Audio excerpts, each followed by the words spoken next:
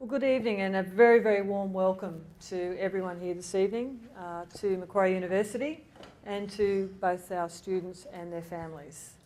We'll begin our formalities with acknowledging the Darug people, who are the traditional owners of the land in which we are standing this evening.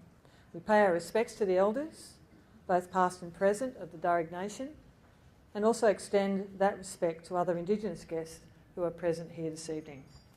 My name is Deirdre Anderson. I'm the Deputy Vice-Chancellor of Students and Registrar here at Macquarie, and it's my pleasure to be the Master of Ceremonies with you all here this evening.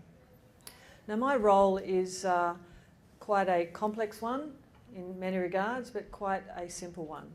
And the simple part of it is, my job is to make sure that the experience here for our students is the best that it can possibly be. And tonight is part of ensuring that. It's one of the biggest decisions that people make when they choose to come to university. And it's also one of the most difficult, stressful and challenging times for parents.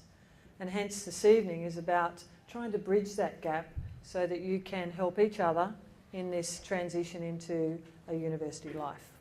We invite you this evening to learn about the extensive support services that are available here for the students and ways to help ease the transition into university so that everybody succeeds. It's about sharing the success and sharing the challenges that you will all face as a family.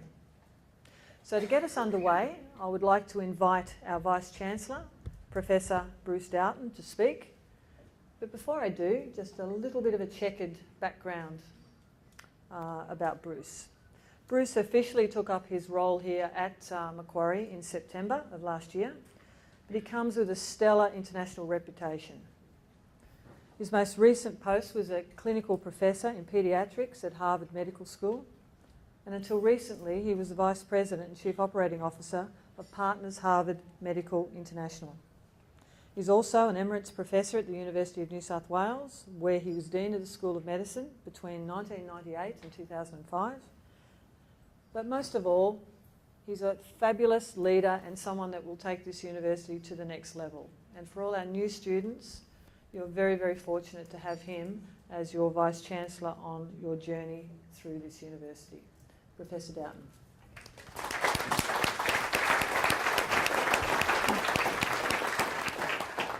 Dee, thank you very much for that welcome. I'm delighted to be here. This is an experiment this evening. We've never done this before, where we have invited families of starting students to come in and join with us as your youngsters are launched into the community of this university.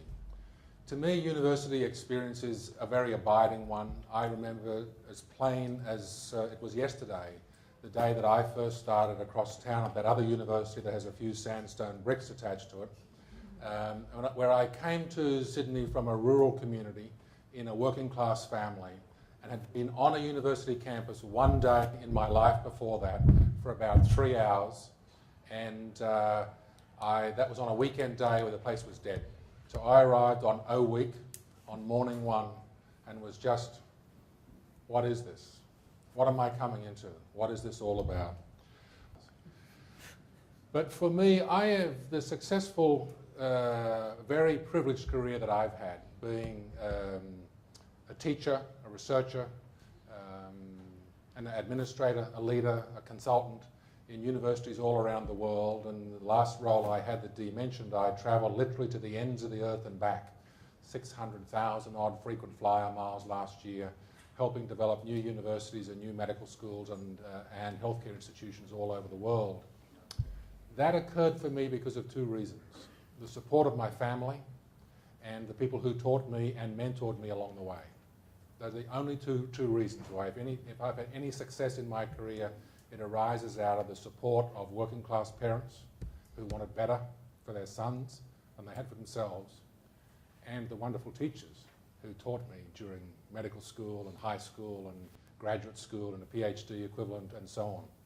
So it's a wonderful journey that the young people are about to start on, but it is a point of transition, and I would urge you all, both students and families, to think carefully about transitions. entering a university is a different part of life for every student who comes into university. It doesn't matter whether you've got older brothers or sisters or cousins or boyfriends or girlfriends or lovers or anyone that might be in the scheme of your life. It is a very new and transitional experience for you. And it is also for families, particularly the families of first attenders at university. And I'm not one often to give gratuitous advice, but I feel I have such a tension here this evening. I'm reminded of the story told to me by a former senior academic at King's College in London, who's a friend of mine, who said being the Vice-Chancellor of a university is like being the caretaker of a graveyard. You have lots of people below you and no one listening. So I'm actually very grateful for your attention tonight. So I will just offer perhaps one piece of gratuitous advice to the students and one piece of gratuitous advice to the parents. And they're both about transitions, and they're both about things that may not be so obvious.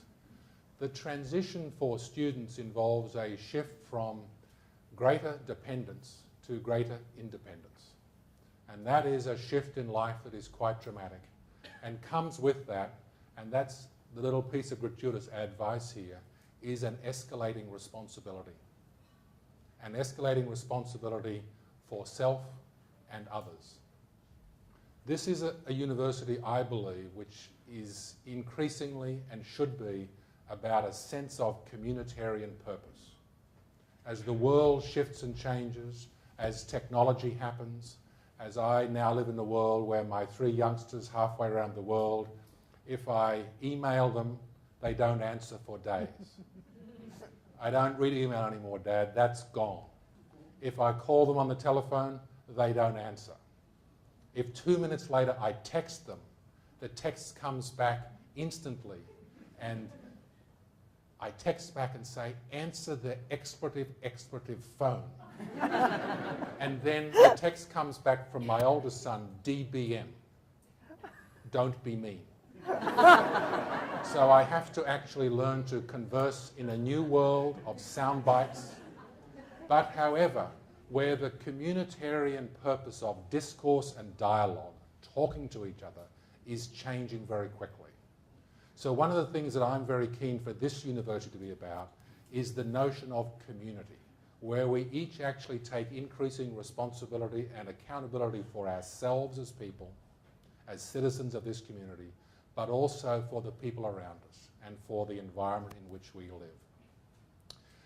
So for the youngsters here tonight, the young students starting, it is about a transition from greater dependence to greater independence. For the families, I would suggest to you, it's about enjoying less of the black and white nature of the world. You must be home at this time. You must do this. You must do that. It is about coming to terms with grey zones. And I'm going to ask a couple of my colleagues down here to just indulge me for one moment. And one of these fine young folks offered me a prompt earlier. I had one prompt in my pocket, this one. What is that? A 50. What is that?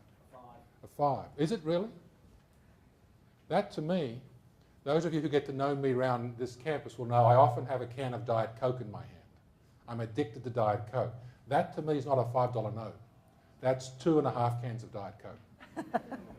Right? This is 2 meals at an average restaurant in Sydney, or part of a meal at an expensive restaurant in Sydney. Right? So my point to you is where you stand determines what you see. To 2 folks, to one person this is a 5, but to me it's 2.5 cans of Diet Coke. So my point is the world is full of grey zones where you stand really does determine what you see. And as I close, I'll offer just a word of philosophical advice to the parents here tonight, which was offered to me many years ago by a wonderful friend who's about 85 years old now, a wonderful lady who started out life as an occupational therapist, ended up as a Gestalt psychotherapist, and then had a PhD in organizational behavior. And she was a wonderful mother of 2 very, very bright young adults. And she was having some contretemps with her college age or university age children or 22 or 3-year-old children, and she was being pretty, to them, firm about how she handled the situation. And she described it to them as saying, "I am standing firm that I might set you free," which I thought was a very profound way of thinking about the transitional role as we still stand firm to our values and our principles, but at the same time we are setting our young people free to a new life of exploration in a community like this, in a city like this, if you haven't lived in a big cosmopolitan city before as a family. It is about striking a balance between standing firm and setting free. So I'm delighted to have you all here tonight. I'm especially pleased to have the young people who are joining this community, our university, as we call it. We have launched a major planning process last Friday, actually, which calls it our university. This is our university. This is now your university. You can have more than one. I don't mind if you're an alumnus from across town or somewhere else in the world. I am. But this is our university. I welcome you all tonight to our university. Dee, thank you.